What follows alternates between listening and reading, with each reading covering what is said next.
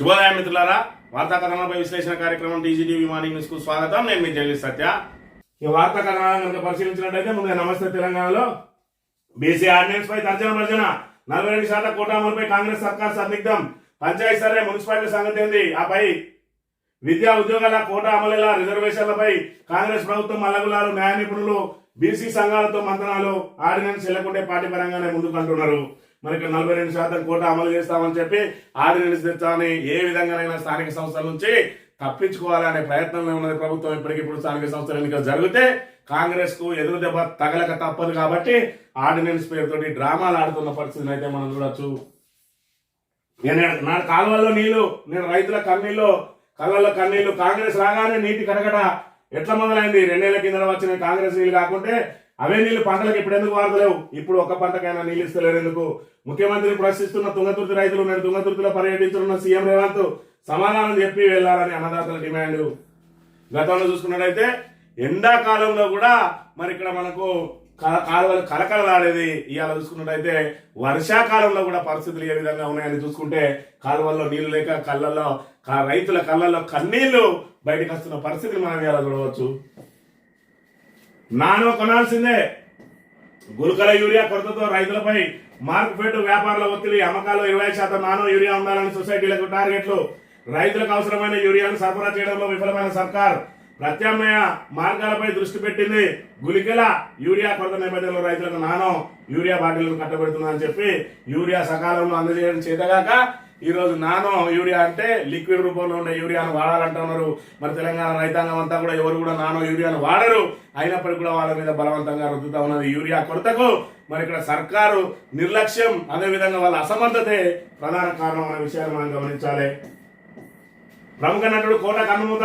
వైవిధ్య పాత్రలు, విలక్షణ నటనతో ప్రత్యేక గుర్తింపు. కొద్ది రోజులుగా అనారోగ్యంతో బాధపడుతున్న కోట ఆదివారం తెల్లవారుజామున ఇంట్లోనే తులసాస విడిచిటు మరి ఇక్కడ విలక్షణమైన పాత్రలతోటి తెలుగు సమాజాన్ని పూర్తిగా ఆకట్టుకున్నటువంటి కోట శ్రీనివాసరావు గారు నిన్నటి రోజున అంగీకరించిన అంశాన్ని మనం ఇక్కడ చూడవచ్చు.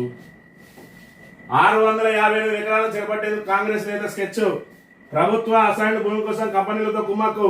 1300 కోట్ల భూమి 200 కోట్లకే కొట్టేసే ప్లాన్. 44 ఎకరాల్లో పంపిణీ చేసిన ఇళ్ల పట్టాల రద్దు.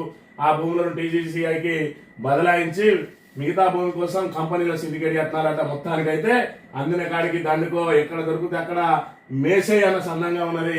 ఇక్కడ చూసుకున్నట్టయితే 658 ఎకరాలను చేపట్టే ప్రయత్నం చేస్తా ఉన్నారు. సిఐ వేధింపులతో రెవెన్యూ ఉద్యోగి ఆత్మహత్య. భార్యతో బలవంతంగా వీడియోలు ఇప్పించారని సెల్ఫీ వీడియోలో ఆవేదన. సిఐని ఉద్యోగం నుంచి తీసేయాలని సిపికి విన్నపం. మహిళా ఠాణా ఇన్స్పెక్టర్ పై చొప్పదంగా కేసు నమోదని. ఇక్కడ పోలీసుల వ్యవహార శైలి ఎంత వివాదాస్పదంగా జరుగుతా ఉన్నది అంటే మీరు ఏమైనా చేసుకోరు అని చెప్పి నోటికి వచ్చినట్టు వాళ్ళ ఇష్టారీతిన వ్యవహరిస్తా ఉన్నారు. ఇందాక చెప్పిన ఉన్నతాధికారులు కళ్ళు మూసుకుంటే ఇగో ఈ రకమైన పరిస్థితులు ఉన్నాయి. సిఐ గారు మరి ఇక్కడ చేసిన నిర్వాహకం చూసుకున్నట్టయితే కరీంనగర్ మహిళా పోలీస్ స్టేషన్ సిఐ శ్రీలతపై కేసు నమోదు. చొప్పదండి చెందిన భార్య భర్తల వివాదంలో సిఐ అత్యుత్సాహం. భార్య తరపు బంధువుల ప్రోత్సాహంతో భర్త శ్రావణ్ కుమార్ పై కేసులు నమోదు చేసినట్టు శ్రీలతపై ఆరోపణలు. తనపై అక్రమంగా కేసులు పెట్టాలంటూ ఆత్మహత్య చేసుకున్న భర్త శ్రావణ్ విచారణ చేసి సిఐ శ్రీలతపై కేసు నమోదు చేసిన పోలీసులు. ఇక ఆడ లేదు మగ లేదు, వీళ్ళు కూడా అదే రీతిలో చేరిపోతా ఉన్నారు. పోలీసులు అంటే మరి మేము రజాకారులమే అన్న చందంగా వ్యవహరిస్తా ఉన్నారు. సామాన్యులకు న్యాయం జరగకుండా కేవలం లంచాల కోసమే ప్రయత్నం చేస్తూ ఏదైతే అధికార పార్టీ ప్రాపకం పొందితే చాలు మనం ఏం చేసినా నడుస్తుంది అన్న చందంగా వ్యవహరిస్తా ఉన్నారు పోలీసులు. ఉన్నతాధికారులు ఇప్పటికైనా మీరు కట్టుకున్న గంతలు విప్పి పోలీసులను ఎక్కడికక్కడ అరికట్టకపోతే ప్రజలకు మరి మీ మీద ఉన్న నమ్మకం ఇప్పటికే పోయింది. మరి ఇలా ప్రజలకు న్యాయం చేయాలంటే వాళ్ళు మొదట ఎక్కేది తానా మెట్లే కాబట్టి ప్రజలు స్వచ్ఛందంగా పోలీస్ స్టేషన్లకు తరలి వచ్చే విధంగా పరిస్థితులను మీరే మార్చాలి తప్ప ప్రభుత్వ కన్సర్న్లలో పనిచేస్తే ప్రజలకు తీరని అన్యాయం జరుగుతుందనే విషయాన్ని గమనించాలి. కల్తీకల్లు దందాల సిండికేటు. కాంగ్రెస్ నేతల కన్సర్న్లలో నెట్వర్క్. గీత కార్మికుల లైసెన్సులు లాక్కొని అక్రమార్జన. నెలకు 50 కోట్లకు పైగా కల్తీ వ్యాపారం.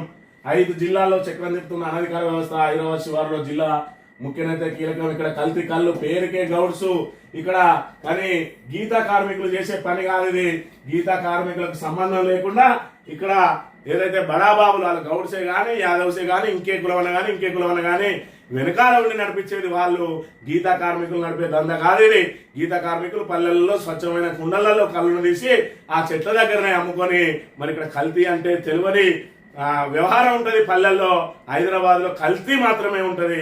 దయచేసి హైదరాబాద్ లో ఎవరు కూడా ఆ సీసాలలో డాగ్ బీర్లు అంటారు వాటిని, ఆ డాగ్ బీర్లు ఎవరు కూడా తాగవద్దు.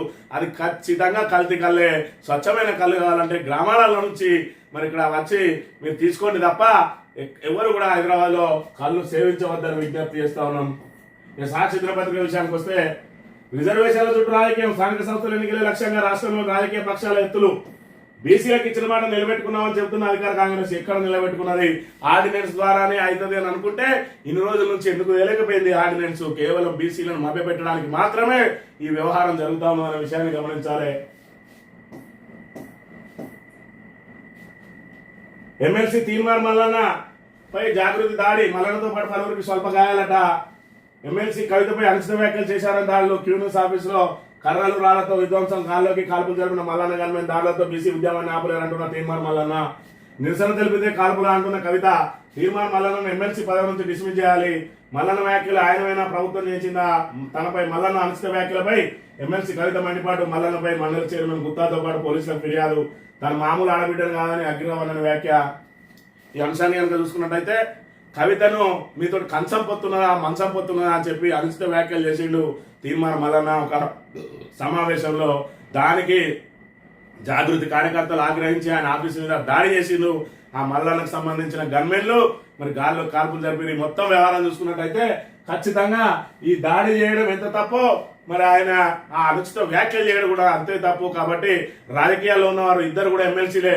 రాజకీయాల్లో ఉన్న వాళ్ళు సంయమనం పాటించాలి, మాటలు పొదుపుగా వాడడం మాత్రం నేర్చుకోవాలి.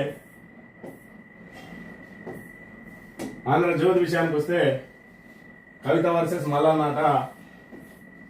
కోట శ్రీనివాసరావు ఆయన విలక్షణ పాత్రలు చూసుకున్నట్టయితే గణేష్ చిత్రంలో విలన్ గా అదొక ట్రెండ్ సెట్ చేసిండు.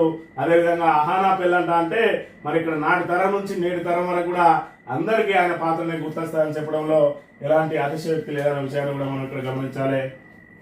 ఇక భక్త సంగ్రమైన లష్కర్ మహంకాళి అమ్మవారికి పట్టు వస్త్రాలు సమర్పించిన సీఎం రేవంత్ రెడ్డి అని మరి ఇక్కడ ఆషాఢ మాసంలో లష్కర్ బోనాలు బ్రహ్మాండంగా జరుగుతూ ఉన్నాయి హైదరాబాద్ లో. హైదరాబాద్ బోనాల పండుగకు మరి ఇక్కడ పెట్టింది పేరు. నిన్నటి రోజున పట్టు వస్త్రాలు సమర్పించినట్టు ఏఆర్ నుంచి కొత్త రేషన్ కార్డులట. ఆ కొత్త రేషన్ కార్డులలో కూడా అనేక అవకతవకలు ఉన్నాయి. చాలా మందికి మరి రాలేదు, మీరు అక్కడ తొలగించుకుంటేనే ఇక్కడ వస్తాయి అని చెప్పి ఎవరైతే కొత్తగా పెళ్ళైన జంటలు ఉన్నారో వాళ్ళని తొలగించుకోమంటే అవి నానా రకాల ఇబ్బందులకు గురవుతున్న పరిస్థితిని మనం ఇక్కడ గమనించాలి. ఈనాడు దినపత్రిక విషయానికి వస్తే రైలు ఇంజన్ల బోగిలోనూ నిఘా కెమెరాలు, 100 కిలోమీటర్ల వేగంలోనూ నాణ్యమైన దృశ్యాలని చెప్పి ఏదైతే రైల్వే స్టేషన్లలో అదేవిధంగా రైల్వే బోగిలలో కూడా ఏదైతే అసాంఘిక కార్యకలాపాలు అయితే లేదంటే నేరపూరితమైన కార్యక్రమాలు ఏమైనా జరిగితే వాటిని అరికట్టడానికి సీసీ కెమెరాలు ఏర్పాటు చేయబోతామన్నట. ఇది మరి ఇక్కడ ఆధునిక టెక్నాలజీని వాడకంలో మరి కేంద్ర ప్రభుత్వం ముందున్నదనే విషయాన్ని ఇక్కడ మనం గమనించాలి. ఏదేమైనా ఇది స్వాగతించాల్సిన అంశమే అని గమనించాలి. ఇది ఈరోజు మార్నింగ్ న్యూస్. తిరిగి వెళ్దాం. Thank you very much.